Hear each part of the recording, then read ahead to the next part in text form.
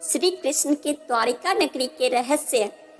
द्वारका एक ऐसा प्राचीन धार्मिक शहर है जिसे कभी भगवान श्री कृष्ण ने बसाया था, लेकिन अचानक क्या हुआ कि ये पूरी नगरी जलमग्न हो गई। समुद्र की गहराई में इसके अवशेष आज भी मौजूद हैं। तो चलो कुछ जानकारी इसके बारे में आज हम जानते हैं। मथुरा से निकलने के बाद भगवान श्री कृष्ण ने कैसे नगर की स्थापना की जो विशाल और सुसंगत था। इस नगर का नाम था द्वारका नगरी, लेकिन श्री कृष्ण की मृत्यु के बाद ये खूबसूरत नगरी समुद्र में डूब गई। रिसर्च के मुताबिक खुदाई में मिली द्वारका की कहानी 9000 साल पुरानी है। ये शहर उन प्राचीन विकसित उन सभ्यता से जुड़ा है जिसका निर्माण तब हुआ जब यहाँ कोई दूसरा विकसित शहर नहीं था। ये भारत का सबसे विकसित राज्य हुआ करता था जो हुबहू आज के आधुनिक शहर के जैसा ही था। पौराणिक समय की कई ऐसी कहानियां हैं जिन्हें आज हम महज एक मिथ मानते हैं, लेकिन सच तो ये है कि धरती के विकास के साथ ही ये सभ्यताएं और पौराणिक इतिहास हमेशा के लिए समुद्र की गहराइयों में दफन हो गया, जिन्हें लेकर आज भी खोज जारी है।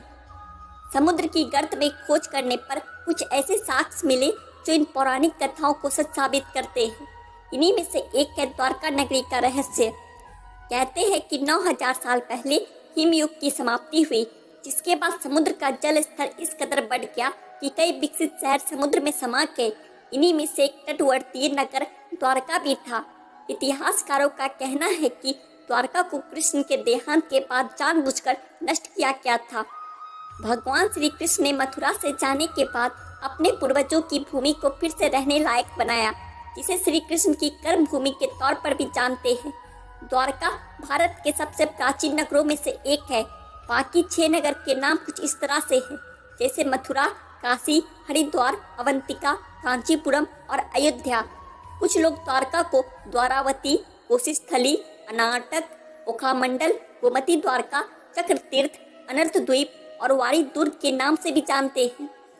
इस शहर की चारों ओर बहुत ही लंबी दीवारें थी, जिसमें कई द्वार थे। काफी द्वारों का शहर होने की वजह से ही इस नगरी का नाम द्वारका पड़ा। कहते हैं कि समुद्र में आज भी इनकी दीवारें खड़ी है। श्री कृष्ण ने जब कंस का वध किया तो जरासंध ने श्री कृष्ण और यदुवंशियों का नामो निशान मिटाने की ठान ली।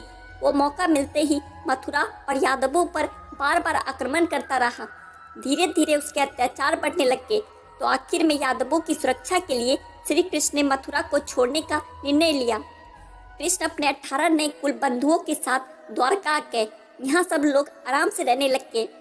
समय बीतता गया और 36 साल तक राज करने के बाद कृष्ण जी का देहांत हो गया। ये वो दौर था जब यादव लोग आपस में भयंकर तरीके से लड़ रहे थे। इसके अलावा जरासंध और यमन लोग भी उनके घोर दुश्मन थे। ऐसे में द्वारका पर समुद्र और आसमान से आक्रमण किया गया। कहते हैं कि कृष्ण जी की मृत्यु के बाद उनके परपौत्र वज्रनाभ द्वारका के यदुवंश के अंतिम शासक थे, जो यदुओं की आपसी लड़ाई में जीवित बच गए।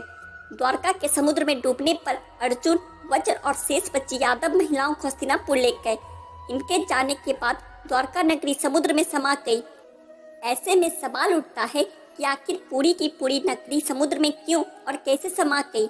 सवाल उठता है कि भला कोई कैसे इतने बड़े शहर के अस्तित्व को खत्म कर सकता है।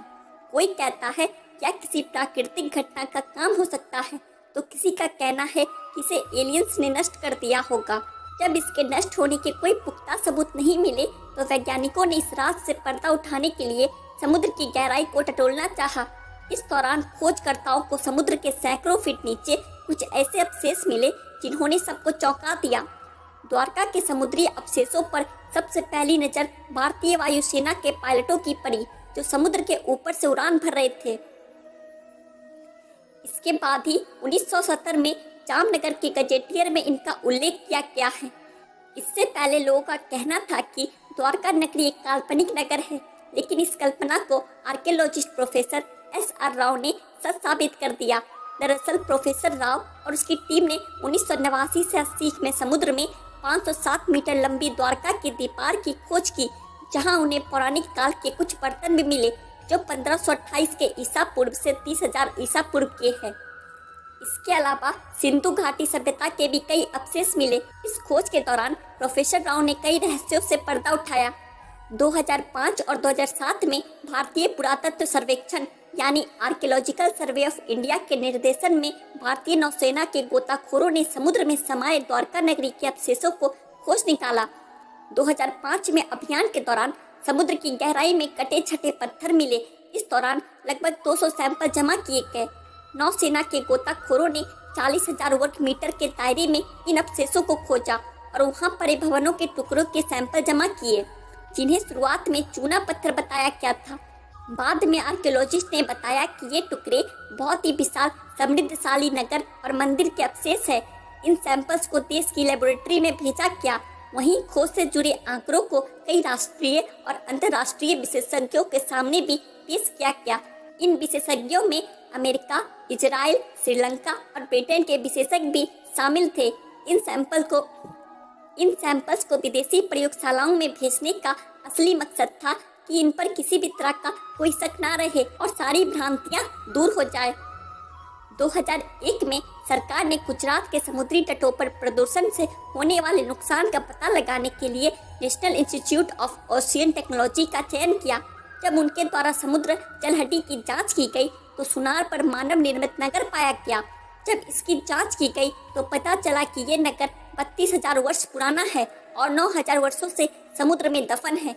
हालांकि इस मामले पर आज भी शोध जारी है। अब जानना यह है कि द्वारका नगरी के नष्ट होने की गुत्थी सुलझने में और कितना समय लगता है।